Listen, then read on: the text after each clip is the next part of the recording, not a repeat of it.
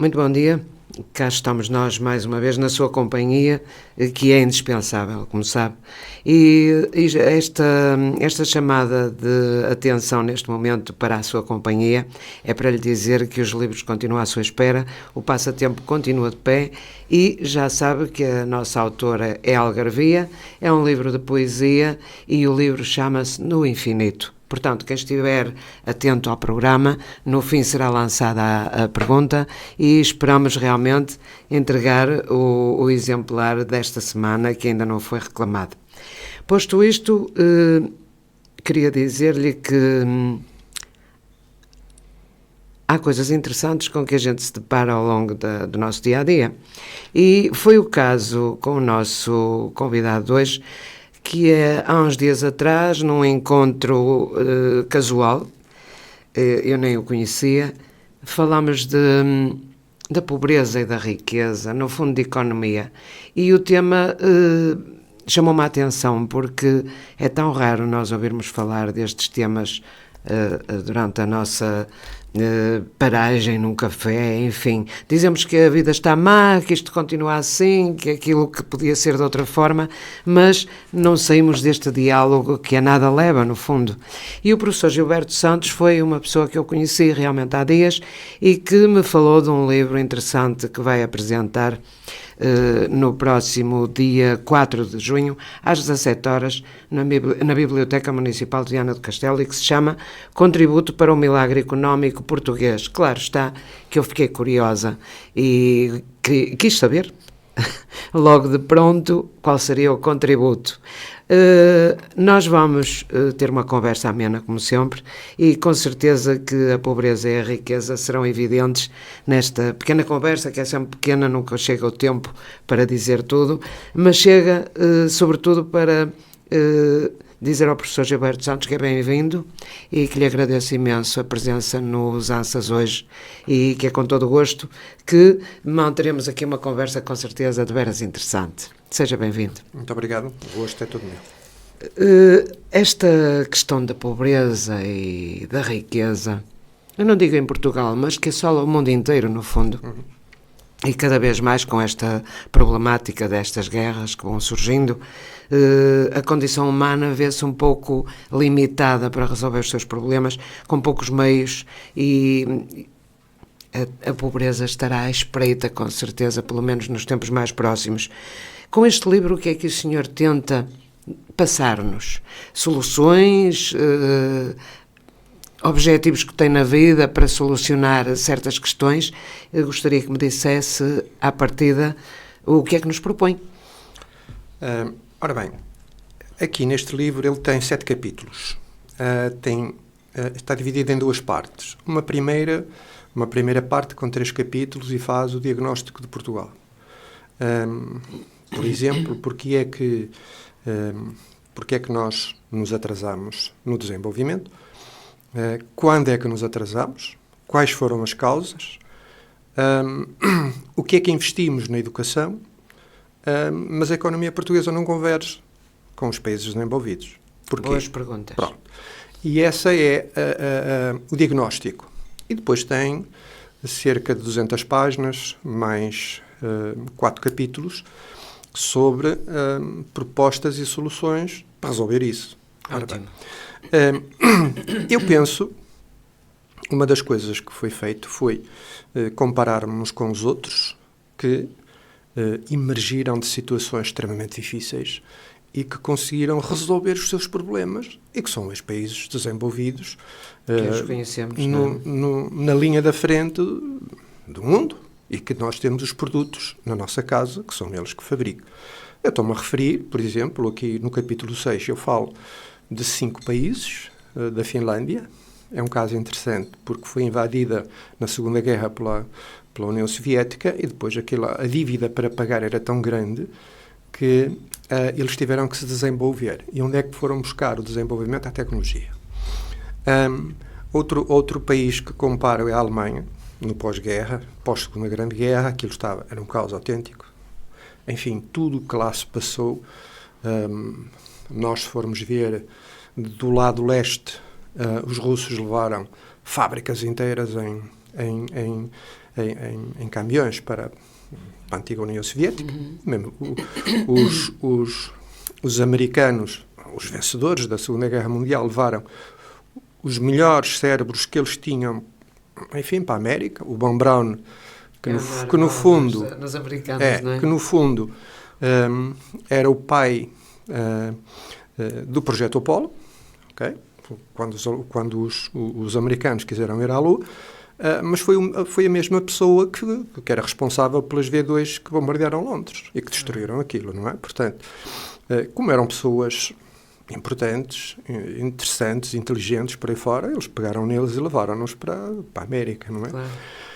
Bom, mas apesar desta situação toda, a Alemanha reergueu-se e é hoje o motor da União Europeia. Aqui também fala disso, como é que foi, como é que as empresas fizeram esta situação toda. Tem um caso que é o mais paradigmático, o mais curioso, o Japão. Duas bombas atómicas, 2,2 milhões de mortos, tudo no chão, isto é em 1945, e com as políticas que eles criaram, em 1990, eram a primeira economia do mundo. E depois um caso interessante, a Coreia do Sul, que em 1960, ou 1953, foi considerado o país mais pobre do planeta, e hoje é a 13ª economia do mundo com 3 produtos: automóveis, barcos e eletrónica de consumo. E depois também fala da Austrália, que teve um primeiro-ministro que fez uma reforma lá das políticas fantástica, e a Austrália transformou-se num país desenvolvido. Claro. E, portanto, comparando estes países uns com os outros e connosco, resta-nos, portanto, podemos fazer uma conclusão. Como é que eles se desenvolveram? Através da tecnologia. E como é a nossa tecnologia em Portugal? Bem, a nossa tecnologia nós compramos tudo feito. Porquê? Porque nós somos meros utilizadores da tecnologia que os outros fabricam, que os outros produzem. Não que nós a saibamos conceber. E poderão perguntar, mas não temos capacidade? Temos. Claro que sim. Porquê que não se faz? Esta é a grande questão. Pode-se fazer, mas para isso eu creio que era necessário uma política industrial e tecnológica para fazer estas situações. Não a temos tido. E, portanto, se me disserem se a Coreia do Sul se desenvolveu em 40 anos e passou, sei lá, de 1960 até 2000, e passou de um país paupérrimo a um país desenvolvido, nós já temos mais de 50 anos de democracia, portanto... Já estamos a perder 10 anos em relação a eles, comparativamente, não é? Exatamente, temos tempo suficiente para nos desenvolvermos. Portanto, não há desculpas. E esta é a situação. E, portanto, eu no capítulo último coloquei focar Portugal na criação da riqueza, porque é assim, nós vemos agora, muda de governo, muda de primeiro-ministro, muda de ministros, isto há 50 anos e as coisas vão continuando. É certo que muita coisa se fez e é bom. Sim, sem dúvida. Okay. Não há comparação não há de Portugal há 50 anos mas atrás. Mas não chega. Não chega. E, não portanto, se pode parar. E se não chega, então temos que fazer outras coisas melhores, criar mais riqueza para poder distribuir. Porque massa humana não falta, não é? Exatamente. Aí é que está a grande questão. Nós temos aqui uma situação atual. Nós enverdamos pelo turismo, mas isto, eu já li isso em livros do Ferreira Dias, que foi ministro do Estado Novo entre 58 e 62, ele escrito em 45, nós íamos enverdar pelo turismo, e estamos lá. Não é? Sim. Mas não é pelo turismo que nós desenvolvemos, porque isso é dos serviços, e nós temos serviços de baixo valor acrescentado, não criamos a riqueza suficiente. Para quê? Para pagar aos polícias, para pagar aos médicos, aos professores, e vemos o pessoal todo aí. Por exemplo, eu, na qualidade de professor universitário, perdi, e falo isso no meu livro, perdi cerca de 30% nos últimos 15 anos. Ou seja, eu empobreci. Eu não tenho menos capacidade Eu estou-me a sorrir porque estou a pensar bem-vindo ao clube. Sim. Eu costumo dizer aos meus filhos, eu tenho um apartamento onde vivo, Mas se eu hoje fosse comprar o meu apartamento, eu não tinha possibilidade de o pagar.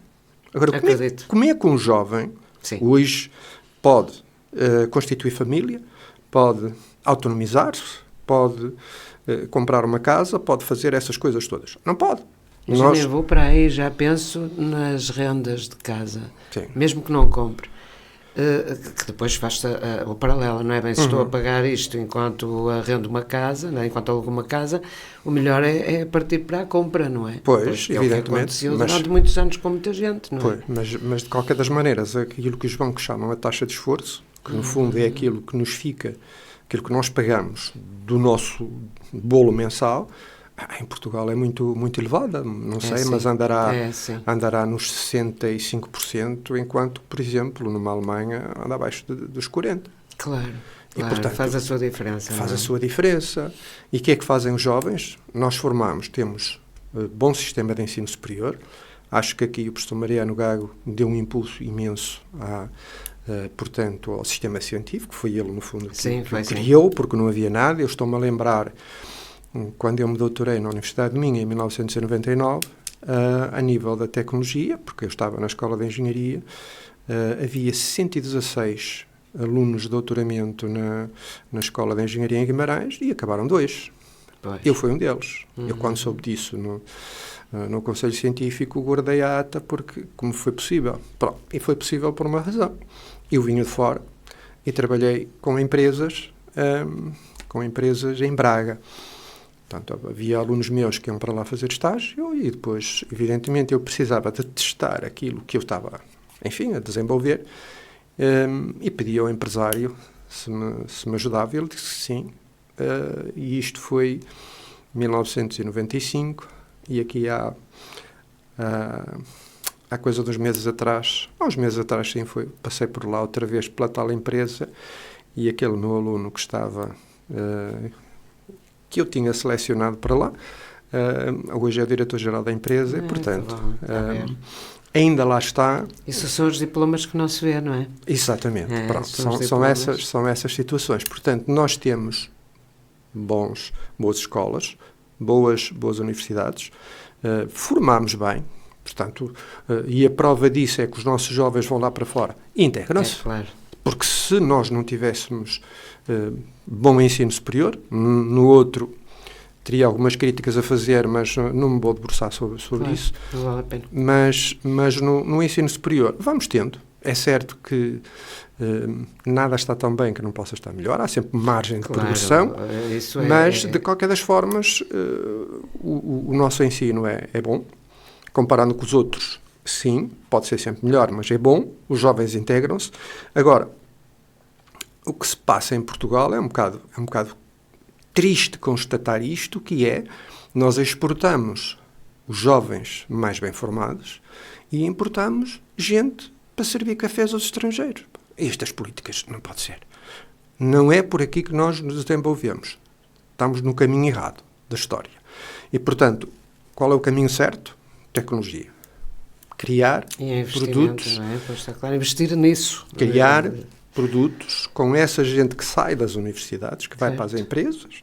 E, portanto, ao criar produtos, nós pormos-nos na linha da frente e, portanto, ao colocarmos na linha da frente a tal indústria nascente do que está agora a aparecer, por exemplo, a inteligência artificial, fazer qualquer coisa relacionada com isso, mas que os outros não tenham.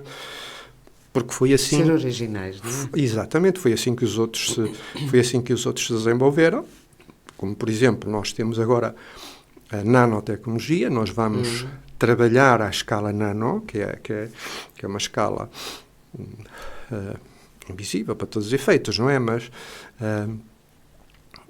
é por aí que passa. Nós temos o Instituto de Nanotecnologia em Braga, por exemplo. Quando o visitei, em 2016, fiquei assim um bocado admirado, porque, já agora, posso contar este episódio.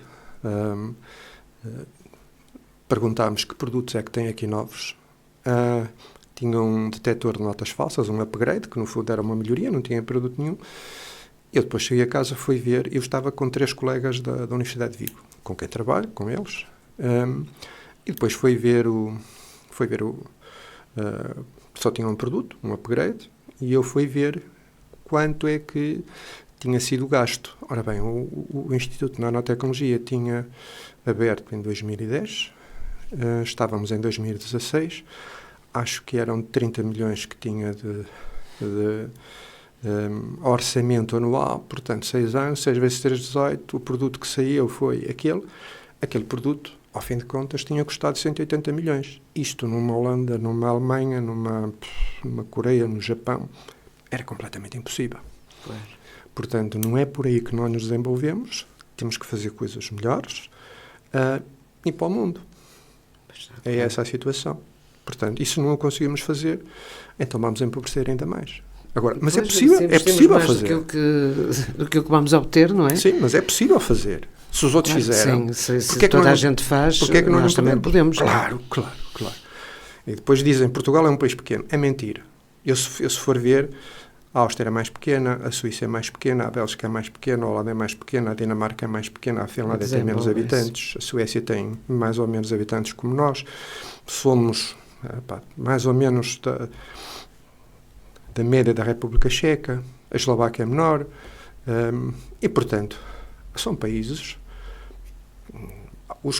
Os países de leste que vieram agora estão-nos a passar à frente. Porquê? Isto é uma questão que se coloca aí muito.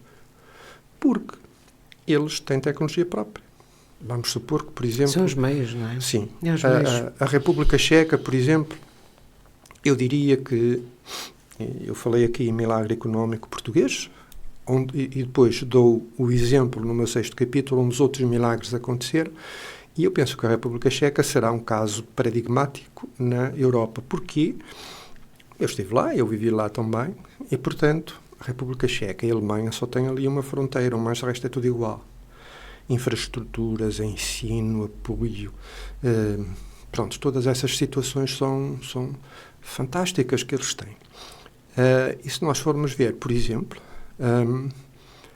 a Volkswagen comprou o Skoda, que no fundo é uma empresa que está na República Checa, uma empresa de automóveis, mas eles quiseram ficar com a sua engenharia e com o seu design. Pois, não abdicam dos princípios deles. Aí é que está o problema. Desculpe-me interrompê-lo. O nosso problema é, na Espanha é melhor, em França é melhor, tudo que seja estrangeiro. Nós criamos este, eu nem sei que lhe é de chamar, não é? Esta maneira de estar, que tudo que vem de fora é sempre melhor do que o que se faz cá. Eu compreendo que nós vivemos muitos anos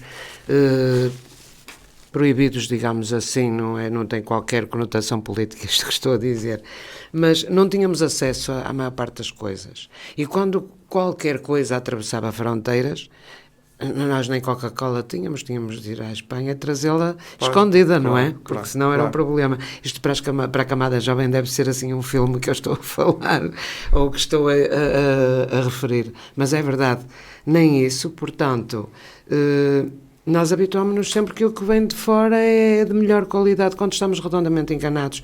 Nós temos tantas capacidades que não se aproveitam. Temos tantas como os outros. Somos tão capazes como eles. Agora, o que nos falta é a política.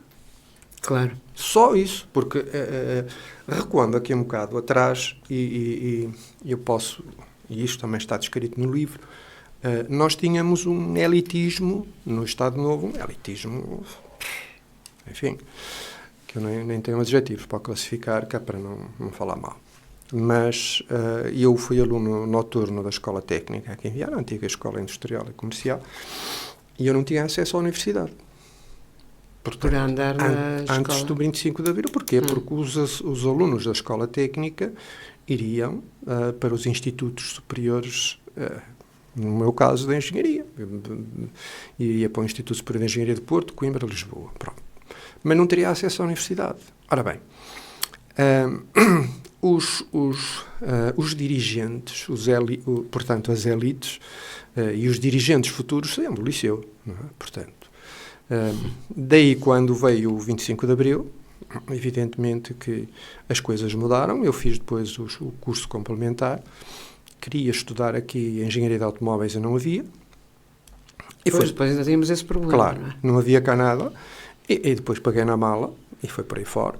Aprendi uma língua nova, regressei passados 6 anos e quando cá cheguei foi dar aulas para a Universidade de Lisboa. Portanto, um aluno que não tinha acesso à universidade, passou por ser a ser professor da universidade. E foi logo para Lisboa e, portanto, depois, por problemas familiares, tive que voltar aqui à minha cidade, que é Viana, mas estive na Universidade do Minho, 11 anos, e estou desde 2006 no Politécnico do Cávado e do Ave. Mas isto é paradigmático, não é? Portanto, alguém que tinha a porta fechada Claro. e depois acaba por saltar o muro e ir lá para dentro e dizer: eu agora também sou aqui professor e, portanto... Já nem precisa de saltar um muro, tem a porta aberta. Agora tem a porta aberta, claro. Mas na altura era necessário isso, não é? Claro. Portanto, e isto estava assim um bocado... Havia muitas coisas relacionadas à formação das pessoas. Sim. E aos professores mesmo, que era muito complicado e sem fim à vista, sem objetivo, muitas vezes, porque ou se fazia isto ou aquilo, não havia mais nada, não é? Hoje temos transportes que não faltam, apesar de tudo. Sim.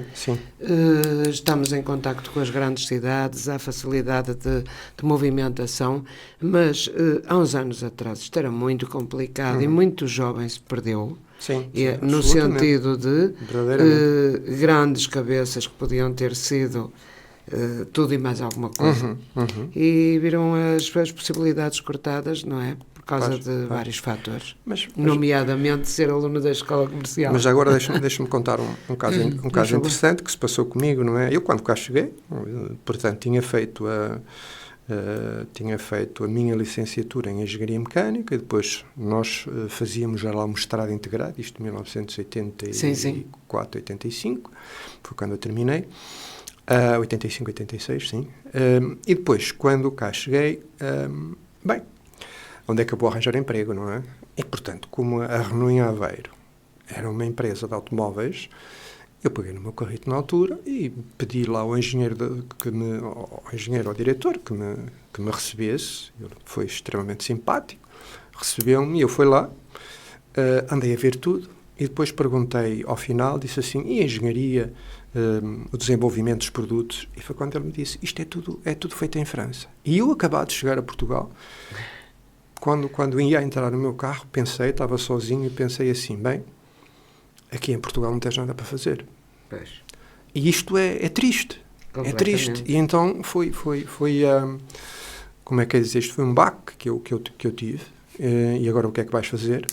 O que é que vai ser da minha vida? Então eu tinha gasto 6 anos a fazer um mestrado integrado, a aprender uma língua, aquela história toda. Portanto, que eram 5 anos de mestrado integrado, mais um de aprendizagem de língua para depois, porque nós tínhamos na língua deles. E depois disse: e agora o que é que vai ser? Bom, estive uns meses largos à procura de entrar no mercado de trabalho. Foi difícil e depois sempre fui estagiar para o aeroporto, para os aviões, porque eu tinha feito umas cadeiras de motores de aviões.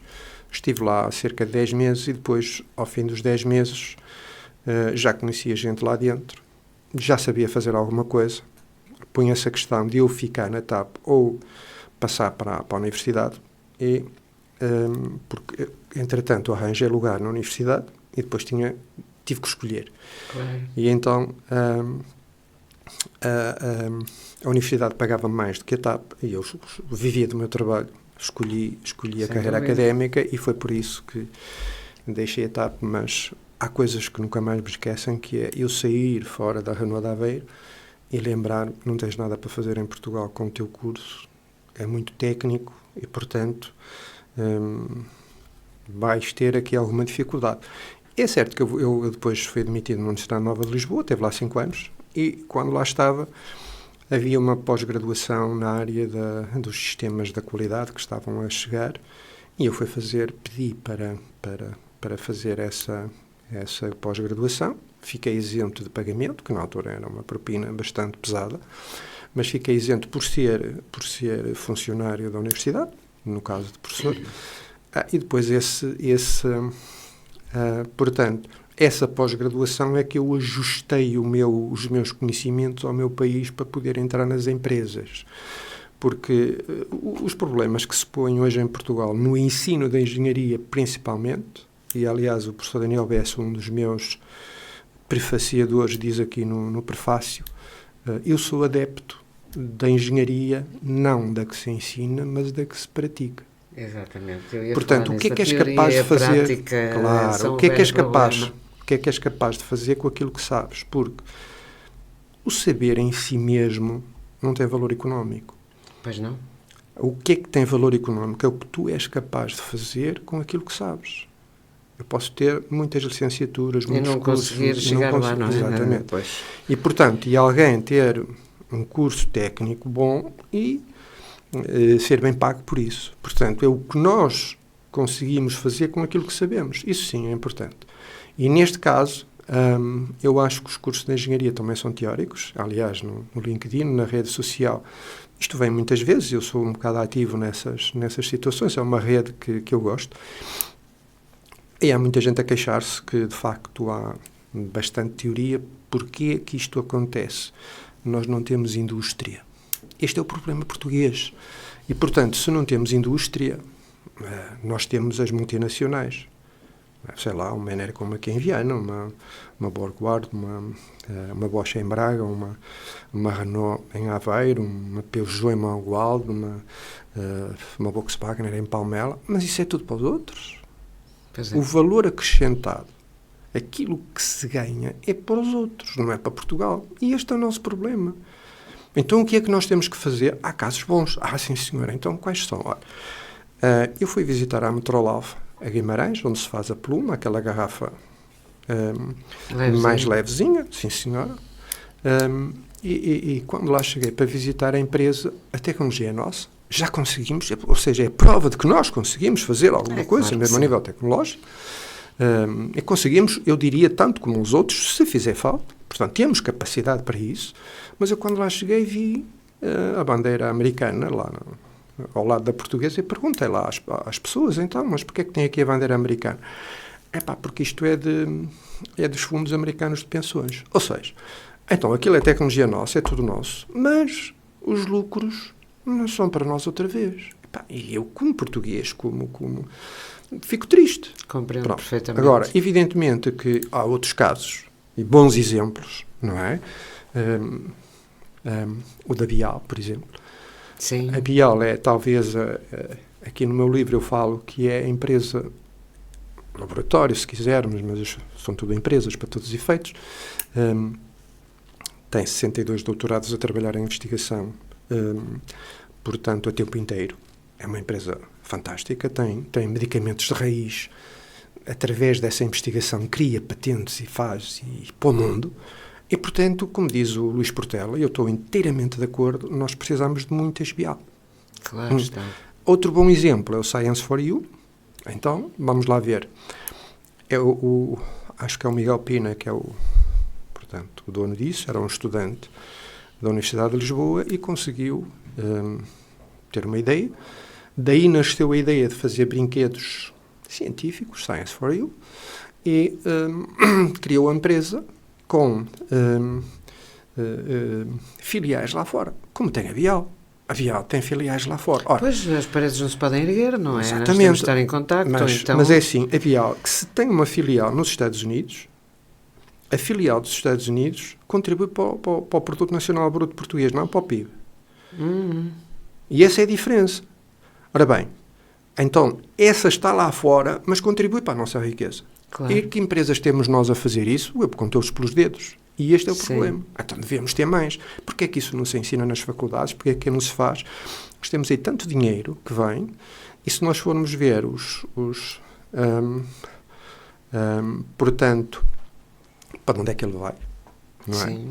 É um bocado fazermos a nossa situação aqui, que era, nós estamos a construir e a fazer como se o dinheiro fosse ganho por nós. Mas isto é para o orçamento de Estado. Nós devíamos arranjar formas de nós ter aqui uma alavanca para nós criarmos os nossos produtos para vendermos no mercado mundial. Mas deixa-me dizer uma coisa, que os países desenvolvidos da União Europeia também não estão interessados nisso. Claro que este não. é outro problema. Esse é outro problema. Porque se estarmos juntos para ver, não é tudo é que se flores, quisermos realmente desenvolver, eles dizem assim, isto aqui não. Tem de ir à apreciação. Ora, Claro e porquê? Porque depois, com certeza que podemos ultrapassar alguém, vais fazer concorrência. Pois, e eles exatamente. não querem, eles querem estar na linha da frente. E isto é um problema. Mas eu voltando ao Science for You, portanto, ele conseguiu fazer, que era um estudante, não é? Conseguiu montar uma empresa, fazer as coisas, ter filiais aí espalhadas pelo mundo e, ao fim de contas, repare, se nós dermos ao miúdo uma ficha para fazer, um miúdo da escola primária, ou lhe dermos um microscópio pequenito para ele ver a asa de um mosquito, a raiz de uma planta, não sei lá, uma série de coisas, ele vai achar a escola interessantíssima. Lá está. E se lhe dermos uma ficha para fazer, ele achar aquilo uma seca. E, portanto, tornar a escola melhor, fazermos por aí, e já agora, é daí que nós temos cientistas pequenitos, a verem as coisas, a compreenderem o que é e levarem isso para a escola, por exemplo, numa aula de ciências, qualquer coisa assim. Porquê? Experimentar dá muito jeito. Nós não temos o nosso ensino, até o secundário, 12º ano, devia ser mais experimental. Claro, fazer sim. mais coisas. A fazer, aprende-se. A fazer, aprende-se. Aliás, a observar, aprende-se. Sim, mas esquece. Sim, mas... A fazer fica. Sim. Devia ser a fazer. Fazer observação, por exemplo, exato, como está a falar no caso do microscópio, é um exemplo interessante. Mas eu sou dessa opinião também. Acho que enquanto o ensino for mais teórico do que prático, acho que periga um bocadinho pelos resultados, não é? Sim. Porque fazendo realmente... isto é como ter um aluno e ver o progresso dele com o nosso trabalho. É a mesma coisa. Claro. Não é? Claro. Os resultados que se obtêm, e isso é muito importante para o professor, mas também é para ele, não é? Também é para o aluno. Mas nós vamos ter de fazer aqui uma pausa, porque se eu trouxe uma música para a gente ouvir e se continuamos a conversar, não temos tempo de ouvir, portanto vamos parar aqui um bocadinho. Está bem? Voltamos já a conversar então. FM. Retomando a nossa conversa agradável, que geralmente achamos que a economia e esta questão dos números e por aí fora, que são conversas maçudas, porque não percebemos muitas das vezes, afinal não é verdade. Está aqui uma conversa interessantíssima, cheia de conhecimento, como é lógico, e o professor Gilberto Santos tem-nos dado realmente uma direção à conversa que acaba por nos interessar cada vez mais no assunto. E nós estávamos a falar há pouco, a pobreza e a riqueza, logicamente, continua aqui, que é disso que estamos a falar, como atingir melhorias na vida portuguesa, que é isso que nos interessa, e chegamos à conclusão que é mais do que velha, não é? De que nós somos tão capazes como qualquer outro país do mundo, temos muito boa massa humana para o conseguir, boas inteligências, se é assim que lhe posso chamar, e profissionais à altura para realmente sermos um país grande, como nós pretendemos. Já somos, mas temos de ser mais, porque vivemos apoiados naquilo que fizemos no passado e não chega. Nós temos de evoluir, lá está, temos de acompanhar a evolução dos tempos, e acompanhar a evolução é realmente estar em parceria com os outros, não é verdade, professor Gilberto? Vemos o caso da Alemanha, por exemplo, que foi é o caso mais evidente, pronto, que temos aqui mais perto, pronto. Tirando a Espanha, não é? Mas a Alemanha foi realmente um país que deu uma volta enorme nas dificuldades e ressurgiu um país novo. Sim, e é o motor da União Europeia. Claro está, por alguma razão será, não é? Mas eles têm têm aqui coisas bastante interessantes, porque a Revolução Industrial nasceu na Inglaterra, foi aqui que a Inglaterra deu o salto para o grande desenvolvimento, não é? Depois a Alemanha ficou um bocado atrás, mas fez uma coisa extremamente interessante, porque uniu o ensino técnico superior.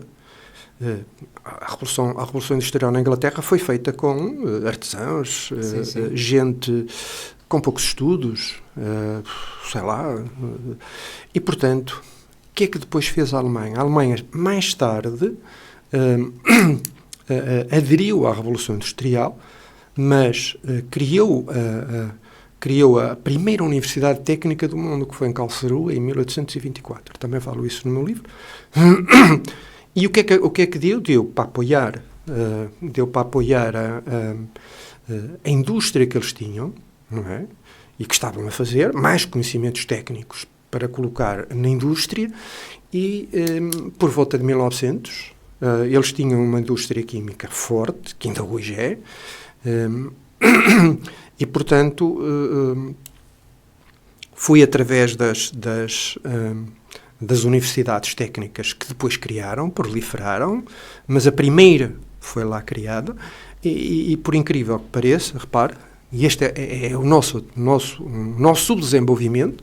Se isso foi criado em 1824, repare que mais ou menos dentro do mesmo género da Universidade de Karlsruhe, nasceu o Instituto Superior Técnico em Lisboa em 1913, 1824 para 1913, façam as contas, e quase 100 anos, não é? Veio mais para o norte, e nós temos a Faculdade de Engenharia de Porto em 1935, 110 anos depois. Estes são os nossos atrasos. E, portanto, nós temos que recuperar essa situação. São atrasos de gerações que muito é grandes, incrível, muito grandes. E depois é assim, quando nos queremos colocar junto dos outros, eles já vão com uma pedalada terrível, já têm tudo montado e já têm as coisas todas. Ora bem, nesse caso, o que é que fizeram os outros para se desenvolver? Criaram produtos novos. O que eu falo no meu livro é criar produtos, conceber, imaginar. Não é propriamente abrir uma empresa e os outros vêm para aqui fazer os produtos deles. Não. Claro. Tudo.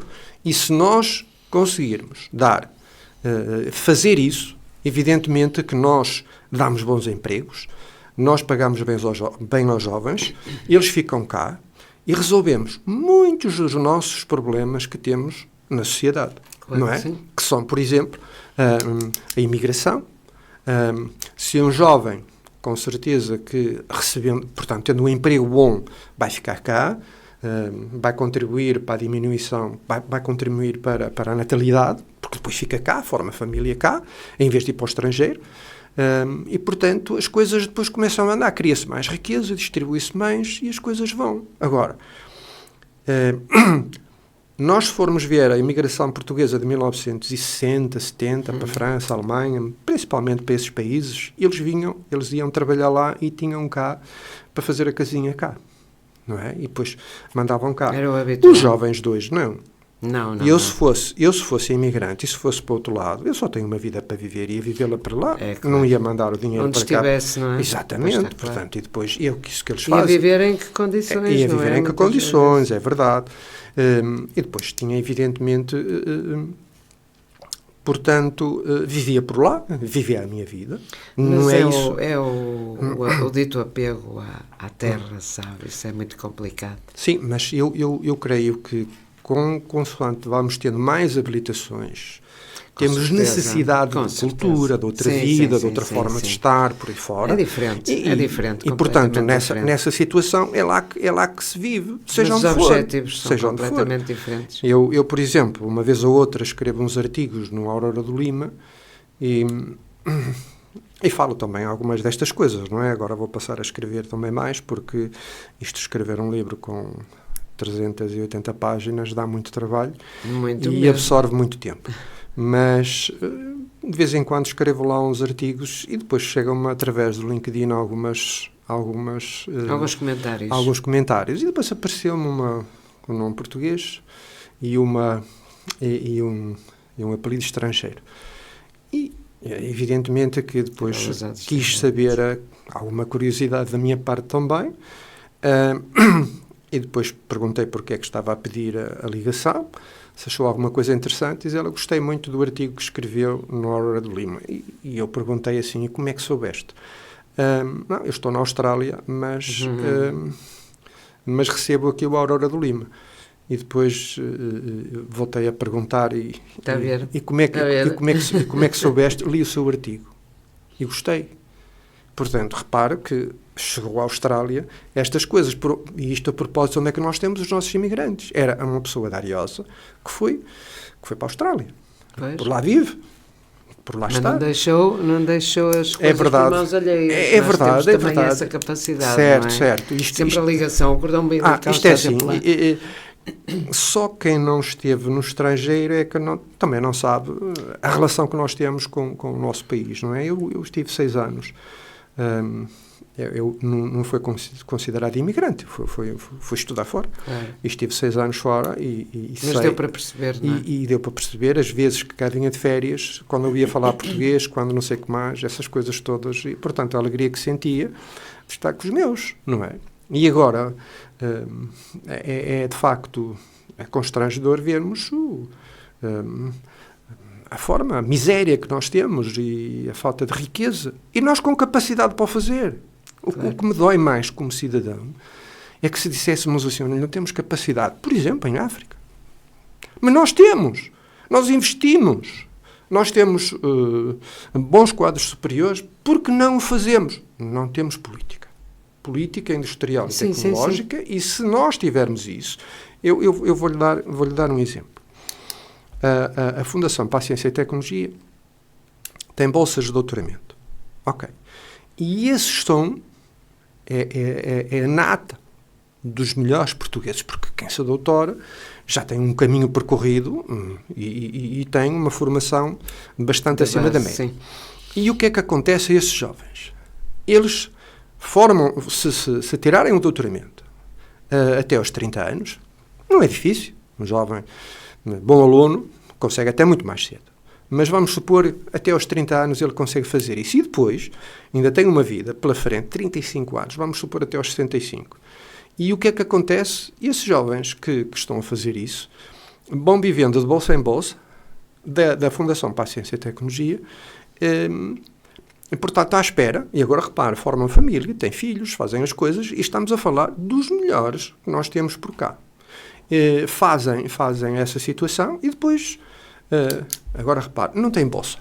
A Fundação para a Ciência e Tecnologia diz, não tem bolsa, então ficas desempregado, e agora vou fazer o quê? E não há em Portugal, melhor, há muito pouco, e era aqui que nós devíamos investir, há muito pouco onde eles se empregar. E muitos deles, eu falo isso no meu livro, retiram o doutoramento do currículo para arranjar um emprego. Então nós estamos... Isso começou, desculpa interromper, isso começou a acontecer com os mestrados aqui há uns anos atrás, que as pessoas não declaravam que tinham mestrado, porque o patrão, ao admiti-lo, tinha de lhe pagar segundo uma tabela, e posto isso, não podia admiti-lo porque não tinha dinheiro. Pronto, não convinha pagar-lhe aquele Não é só por causa do pagamento. Não é só, e por causa da condição da pessoa, não é? Que também... Exatamente, essa eu acho que é principal. Eu acho que é a maior, eu sentia na pele. Sim, porque eu, quando cá cheguei, em 1985, com um mestrado integrado, em 85? Em 85. Quem me fazia as entrevistas, e eu seguramente respondia... não sei, mas vamos supor 200 cartas que eu enviei, 100 entrevistas que eu tive. Quem me fazia as entrevistas? Os engenheiros técnicos. Eu tinha mestrado. Pois. E aprendi uma coisa. Nunca numa entrevista aquele que tem menos formação vai admitir um que tem mais formação, porque a prazo vai-lhe tirar lugar, ele não quer. Sem dúvida. Isto é uma bola de neve. E eu aprendi isso, e depois comecei a ver. Não é justo, mas compreende-se. Eu próprio, em 1986, quando estava a concorrer, tirei o mestrado do meu currículo. Tirei, porque tinha habilitações abaixo. E mesmo nem com a licenciatura eu consegui. E também é um caso interessante, que depois surgiu um emprego para dirigir a frota de automóveis dos CTT. Ora, eu, que tinha trabalhado 10 anos nos automóveis, que tinha uma licenciatura em Engenharia Mecânica e um mestrado em motores turbo, concorri. Sim. E vou assim, agora aqui este é o lugar para mim. E eu não tinha emprego. E foi lá, e quem fez a entrevista foi um engenheiro técnico. E eu, quando vi, assim, já não vou ter. E agora, deixa-me dizer-lhe uma coisa. O que aconteceu foi que eu não fui para lá. Mas há aqui uma situação que é, quando estás à procura do sonho e não consegues, não desanimes. Pode ser que a seguir encontres o melhor. E foi aí que eu... pensando assim. Claro. Temos que ser positivos. E então foi aí que eu fui parar à Universidade Nova de Lisboa. Que foi muito melhor. Fui parar à Caparica, segui a carreira académica E posso lhe dizer que alguns dos alunos, engenheiros técnicos que me entrevistaram, eu fui professor deles. Já reparou? É incrível. É Incrível. Mas é incrível, verdade. Sim. O mundo é pequeno. É mesmo. E, portanto, aí poderia haver alguma coisa. Não. Ele fez o trabalho dele, eu fiz o meu. Ele fechou uma porta. Eu não poderia corrigir erros com erros e, portanto, ignorei isso. Claro. E se ele tivesse notas, portanto, foi como que nada tivesse existido e foi-lhe dando as notas e as classificações. É Isto mesmo. porquê? Porque eles sentiram necessidade quando o professor Veiga Simão abriu mais as universidades, quis mais engenheiros para o país e mais quadros superiores, porque aquilo era um elitismo bruto antes de abril de 74. E então a revolução no ensino, para todos os efeitos, foi feita pelo professor Veiga Simão, não é? E graças a ele, ainda bem, ainda bem que a revolução que evoluiu, não é? Ainda bem que a revolução o aproveitou, porque era um indivíduo espetacular com uma visão fantástica, uma visão, não é? Tinha, e portanto foi essa situação, e depois apareceram engenheiros licenciados a tirar os lugares, em serem admitidos, não é? Claro. E os outros que tinham, portanto, os cursos técnicos, os engenheiros técnicos, acabaram por ficar para trás. Então eles foram se licenciar, mas aquilo já era uma trajetória mais difícil. Porquê? Porque já tinham alguma idade, já tinham família constituída, já tinham pouco tempo, já tinham responsabilidades, e agora arranjar tempo para fazer as cadeiras, eu sei lá. É porque não é só fazer, não é? Se num bacharelato, na altura, tinha 3 matemáticas, na licenciatura tinha 4, isto de fazer uma matemática 4, muitos anos depois, não é fácil. Não é fácil. Não é fácil. Bom, mas houve quem conseguisse, e Com bem, certeza. mas tiveram que avançar, não é? Mas essa era uma curiosidade que,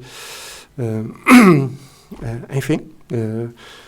Estou-lhe a falar na primeira pessoa que aconteceu comigo. Assim, isso é o melhor exemplo, não é? É sempre o mais fidedigno. É extremamente interessante, que é aqueles que me daram o caminho. Mas é curioso, realmente. Eu fui professor deles. Há situações curiosas. E nem assim passou na entrevista. Não, depois, não, nem assim. O lugar não foi para mim. E pronto. E a partir daí... não perdeu nada. Não. É o que interessa. É sempre a mesma coisa. Eu ia passar uma altura em Londres e gosto daquelas frases, algumas delas metias no meu livro, não é? E, portanto, aquelas frases que nos iluminam.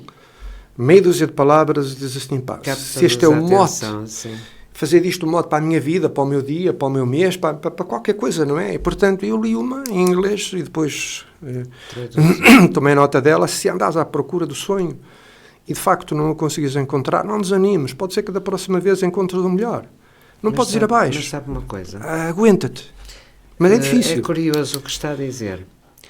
Porque, por vezes, nós menosprezamos aquelas frasezinhas. Sim, são fantásticas. Mas devo dizer-lhe que conheço muitos casos em que essas frasezinhas feitas já ajudaram muita gente.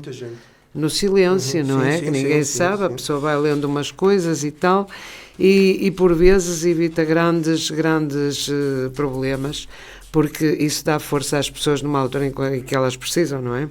E é muito importante essa ligação ao meio. Sim, eu comecei aqui no meu livro, a introdução, começo com uma frase do Virgílio, o poeta romano que viveu entre o ano 70 e 19 a.C., e ele dizia, são capazes... É há pouco tempo. Sim, são capazes os que creem que são capazes. Isto é fantástico. São Ou capazes... seja, cada um tem de acreditar em si. Ora, exatamente. Tens que acreditar que és capaz.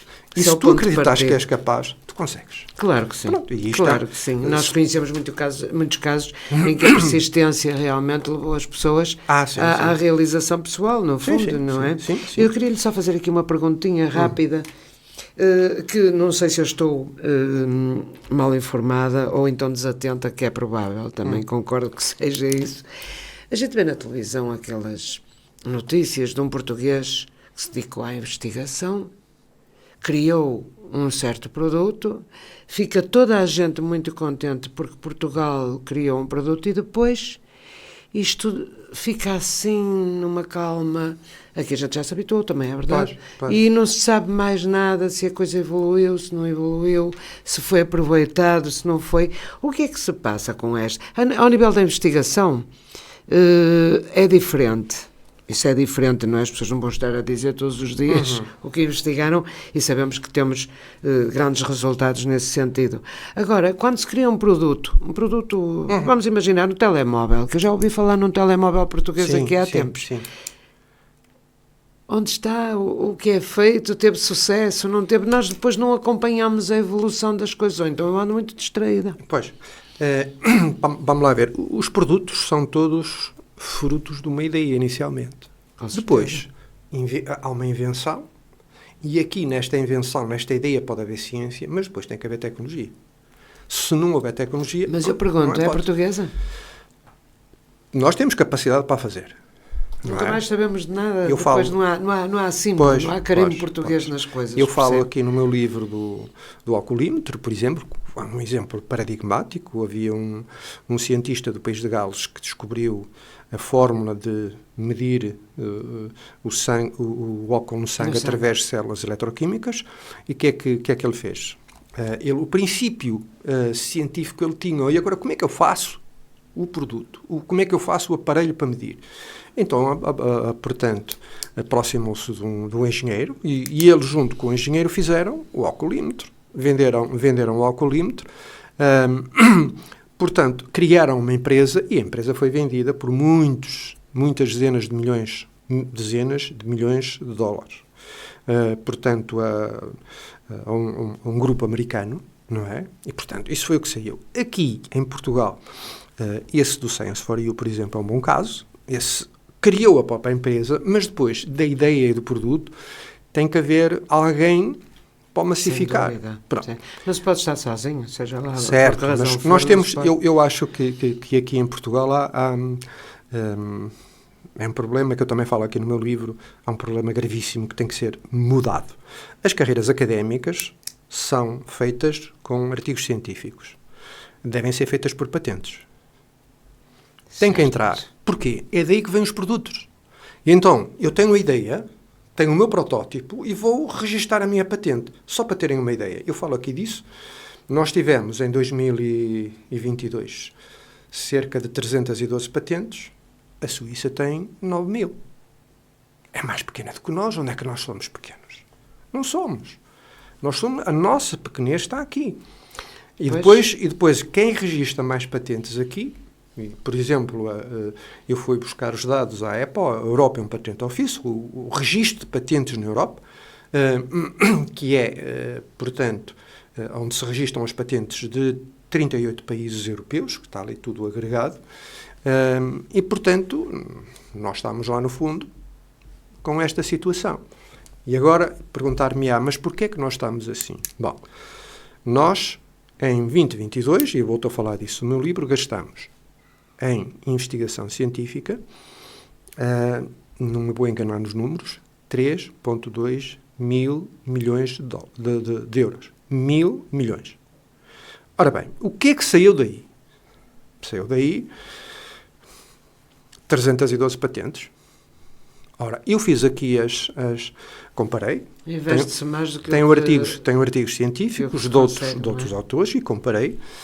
E, portanto, fui calcular a unidade do conhecimento, que é aquilo que se investe em investigação e aquilo que eu de lá retiro. E, comparando com o Japão e com a Coreia do Sul, nós investimos, aqui a unidade do conhecimento é mais cara 44 vezes. Ora, se eu multiplicar por 44 vezes os meus 3,2 mil milhões de dólares, eu tenho mais que meio PIB, que é o que nós não tiramos. Essa é a situação. Porque nós podíamos, de facto, ter muito mais, como é que é dizer, muito mais rendimento disso. Mas é assim, quem distribui as verbas para a investigação científica é a Fundação para a Ciência e Tecnologia. E aquilo que me é dado parecer não é para aqueles que seriam os potenciais fazedores de novos produtos, mas talvez à boa maneira portuguesa, Pois. os que têm mais conhecimentos é que, Claro. conseguem o dinheiro, a verba para fazer os projetos de investigação. E por aí não vamos. Não vamos por aí. E eu acho que deveríamos, sei lá, e falo isso também no livro, criar um prémio. Dizer, quem foi que fez as melhores patentes? Quem foi que fez... Não sei, dar visibilidade a estas coisas, porque os outros façam também, porque depois isto socialmente É muito importante. é uma alavanca. Muito importante. Mas não se faz. É o reconhecimento. Não se faz. Eu ligo a televisão e um indivíduo fica doente. É esta a situação. E há poucas coisas positivas, tem algumas, mas poucas. Devia ter muitas mais. E estas coisas, Sim. eu acho que isto fosse qual fosse o governo, fosse qual fosse o Presidente da República, devia ser apoiado institucionalmente. Vamos ver quem é que fez. E temos bons exemplos. Por exemplo, o caso da Ana Sousa, de Barcelos. Eu fui visitar a fábrica e quis ver como é que se fazia. Tem 70 lojas pelo mundo. É ela que desenha as coisas, e aquilo é tudo feito ali numa empresa de Barcelos. Ora, nós precisamos de muitas Rosas Sousas, de muitas Bial, de muitas Science for You. Pronto, estas coisas, porque isso é português. É claro. É por aí que vai, é por aí que passa o desenvolvimento. Marca. E se não for por aí, não há outro caminho. É o único. Claro. E, portanto, podemos andar, escolher, fazer. Eu penso que nos empenharmos, a distribuição das verbas para a investigação científica devia ser quem apresenta resultados. Não é, talvez, quem tem as pessoas melhor posicionadas. Isso não. Leva-nos ao nosso subdesenvolvimento. E o que é que acontece? As pessoas vão vivendo, vão fazendo, e nós andamos no rambo-rambo e não saímos da cepa torta. E mais, vamos-nos afundando a nível da União Europeia, e vamos cada vez mais chegando até à lanterna vermelha e depois consolidando isso, se nós não mudarmos de rumo e, portanto, de situação. É por aqui que tem de ir. É claro. Não há outro caminho. Eu falo isso ali falo isso no livro. E, portanto, ou nós mudamos de rumo, ou vamos nos afundar. Não é? E nós sabemos, se formos ver, os jovens bons, bem formados, estão aí para fora. Nós estamos a importar. Não é agora, não é? A imigração é importante e tal. Ok. Mas nós temos os nossos. Eu falo aqui também, nós, entre 2010 e 2015, que foi a época da crise, investimos 9 mil milhões de euros, 9 mil milhões de euros em educação. Nos 145 mil portugueses que foram para fora e que nós demos a custo zero aos países onde eles foram. Como é que nós nos vamos desenvolver com estas situações? Não pode ser realmente. Não pode ser. Tem que haver políticas. E depois é engraçado que quando vem algum ministro, quando vem alguma pessoa mais importante, eu fico lá na plateia e depois levanto-me e falo as perguntas. E já mandaram calar, não é? Discutimos muito com alguns, não vou dizer aqui nomes, mas alguns. Eu, por exemplo, quando estava uma altura foi uma conferência à Universidade Nova e apareceu lá o Mira Amaral, e o Mira Amaral, portanto, eu depois disse que a Alta Europa era para enriquecer a economia alemã. Ele ficou todo chateado comigo. E evidentemente que me chamou negativista e uma série de coisas, e depois evidentemente começámos os dois a entrar num diálogo assim mais aceso. Devíamos ter 500 pessoas dentro da sala, mas depois havia, sei lá, os meus colegas lá da universidade a dizerem, não, porque é que, estou-me a lembrar de um que disse, porque é que os outros vêm para cá roubar aquilo que é nosso? Ora, está. É uma boa pergunta. E evidentemente que depois o Mira Amaral foi meu prefaciador de um livro, não sabia a quem estava a prefaciar o livro, mas foi a seguir. Mas foi isto, não é? A vida tem dessas coisas. Portanto, ele de facto poderia ter uma visão um bocadinho diferente da situação. E já agora, deixem-me que lhes diga... temos de ser rápidos. Sim, temos de ser rápidos. Estamos aqui, em cima da hora. Quando nós tivemos aqui o relatório Porter, portanto, o famoso relatório Porter, de 1994, eu fui ver o que é que o Michael Porter escreveu antes de 1994. E ele dizia, os países só se desenvolvem pela inovação. E o que ele escreveu, que eu tenho um relatório Porter em casa, que eu pedi à Agência Portuguesa de Inovação, o que é que ele diz? Façam o que sempre souberam fazer. E nós temos 7 clusters. É claro. O agronómico, depois as peças dos automóveis, o têxtil, pronto, mais alguns. Façam o que souberem fazer. E veio cá depois em 2004 e disse, afinal, isto devia ser melhorado com a inovação. E porquê é que não me escreveu isso no relatório? Portanto, eu acho que ele que sabia, e o Michael Porter, para todos os efeitos, enganou-nos. E o relatório Porter não é assim tão famoso como isso, porque poderia ser e poderia mudar o nosso Pois, podia ter dito logo. Podia ter logo dado a verdade.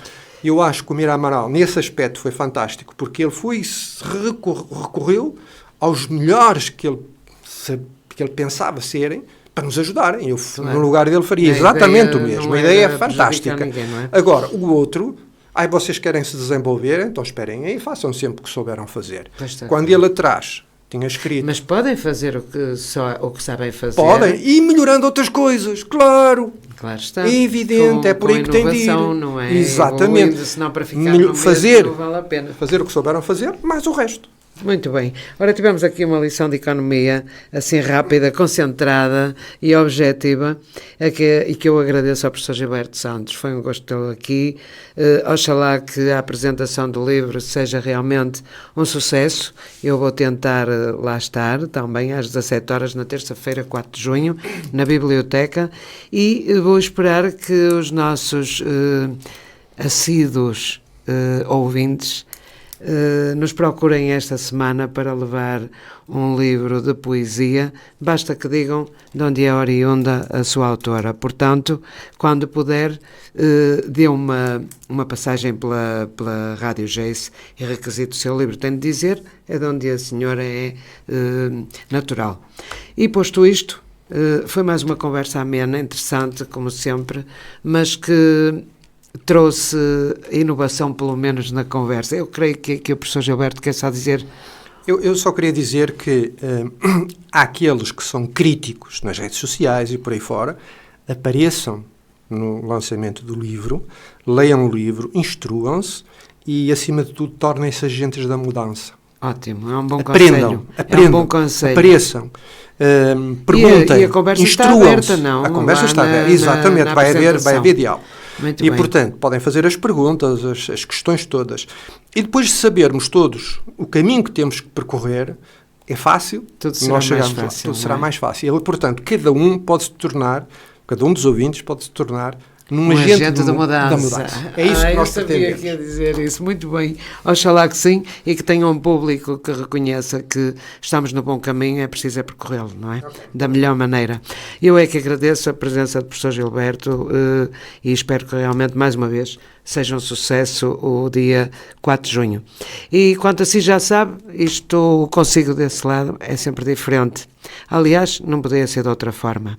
Fique bem, até para a semana. Jace FM.